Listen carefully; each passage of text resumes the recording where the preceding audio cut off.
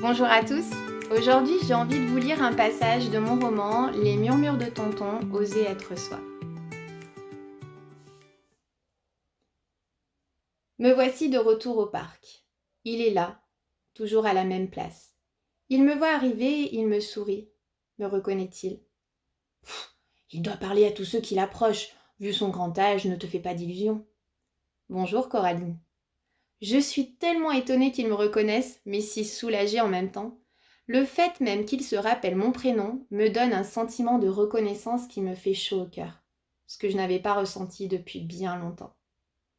Il ne s'en est sans doute pas rendu compte, mais ce bonjour suivi de mon prénom illumine mon cœur et m'annonce la perspective d'un bon moment. Je prends place à côté de lui et j'accepte les miettes de pain qu'il me tend. J'ai presque envie de le serrer dans mes bras, mais je reste sur ma réserve et commence à nourrir les pigeons en souriant. Ravie de vous revoir, Gustave. Nous restons assis tous les deux, sans bruit. Seuls les pigeons tournoyant autour du banc viennent troubler ce silence. D'habitude, je ne supporte pas les moments tels que celui-ci, où je me retrouve avec une personne et qu'aucune parole ne soit échangée. Je trouve ces silences gênants. Mais là, c'est différent. Ce silence m'apaise. J'ai la sensation d'être à ma place. Je regarde les pigeons. Je les envie. À ton avis, ils se satisfont uniquement de ces miettes de pain? Est-ce pour eux leur moment de bonheur? Et toi, c'est quoi ton moment de bonheur? Tu en as des moments de bonheur en ce moment? Bon, c'est vrai, y réfléchir entre Sophia qui te prend plus pour un hôtel, femme de ménage compris, et ta mise au placard, bien les moments de bonheur seront rares. C'est à ce moment-là que Gustave décide de mettre un terme à mes ruminations mentales. Il est bavard, n'est-ce pas? Je tourne la tête vers le vieil homme. De qui parlez-vous, à votre avis?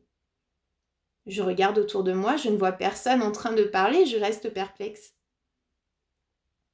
Je m'excuse, Gustave, mais j'étais dans mes pensées et je n'ai rien entendu. Oui, c'est bien ce que je vous dis. Il est bavard. Je reste fixée sur Gustave.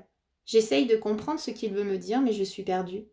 Ce dernier, le regard figé sur les volatiles, me demande « Que voyez-vous, Coraline ?» Ce que je vois? Oui, que voyez-vous? J'hésite à répondre à sa question, je me demande où il veut en venir. Moi je te dis, il est fou ce vieillard, qu'est-ce que tu vois? Je vais te le dire, moi. Des pigeons tranquilles, heureux, qui n'ont pas à se soucier de quoi sera fait demain, que leur vie est simple et que toi, t'es pas un pigeon. Des pigeons? En effet, et c'est tout. Je suis certain qu'il vous a fait une description bien plus poussée. Que? Une description plus poussée? Je suis en train de me demander si Gustave ne m'entend pas penser. Je te l'ai dit du départ, c'est un fou, tire-toi vite de là. Coraline, n'ayez crainte, je ne suis pas sénile. Vous êtes tellement soucieuse, votre respiration est saccadée.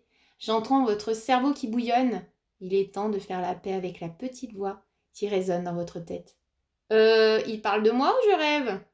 Aucune rencontre ne se fait par hasard. Il est temps de lâcher prise, Coraline. Bon, j'espère que ce petit passage vous a plu et qui vous aura donné envie de découvrir la suite de mon roman. Je vous souhaite une très très belle journée.